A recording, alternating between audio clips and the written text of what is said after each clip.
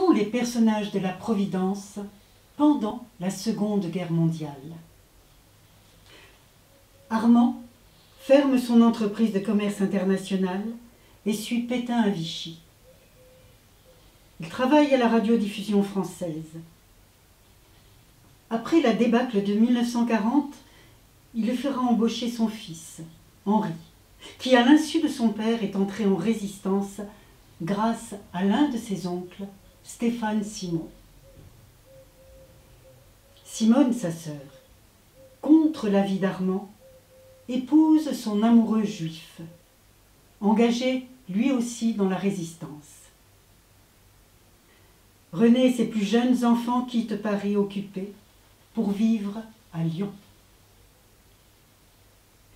Marcel ferme son usine d'armes à Saint-Étienne et il s'installe à Sanary. À Marseille, il ouvre un magasin d'armurerie sous l'enseigne Établissement Marcel Seitre.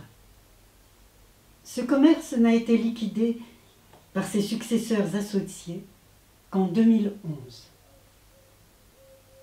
En décembre 1942, après l'évacuation de Sanary bombardée, Simone Seitre épouse Hervé Dumas.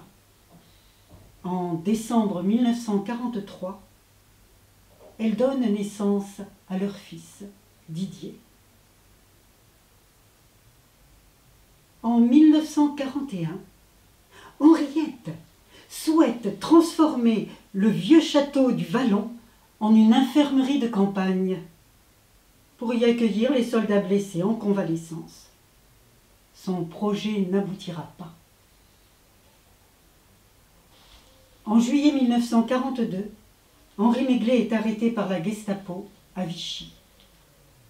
En janvier 1943, il est déporté à Buchenwald, puis au tunnel de Dora. Le 18 avril 1945, Henri Maiglet sera rapatrié à Paris, à l'hôtel Lutetia. À la fin de la guerre, Simone et Hervé Dumas retournent à Sanary avec Didier.